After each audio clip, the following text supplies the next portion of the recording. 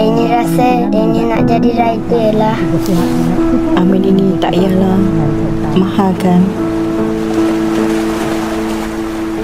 Main motor je pun setara ni dengan I boleh pergi.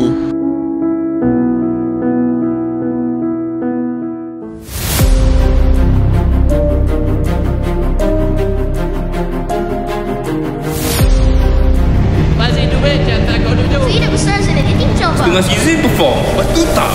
Sikit jatuh. Danish, kau harapan negara. Kau ingat kau bagus masa? Danish, siapa tahu kau boleh.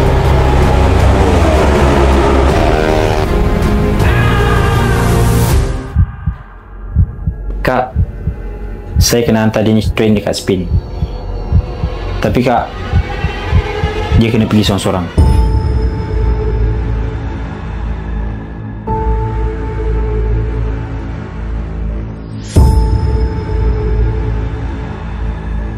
Kau nak hantar Danish pergi Europe? Dia tu kecil lagi lah, Mi. Kau nak dia jadi macam kau dulu? Aku tak setuju. Aduh, penat lah abang. Bangun Danish, jangan lambik. Aku tamat lagi 10 kilo.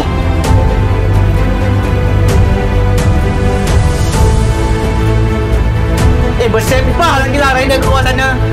Kau ingat apa bagus?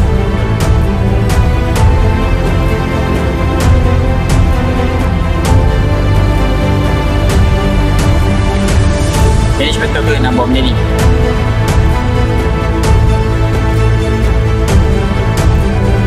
Oh, jadi bos. Stop. Ini bukan game. Kau kena buat betul-betul. Kalau tidak, kita habis.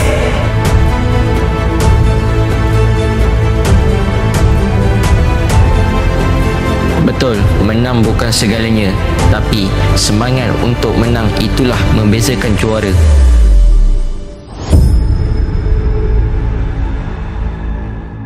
Kau ingat 34 juta orang kat luar sana nak tengok kau pergi race makan asap budak-budak Europe tu.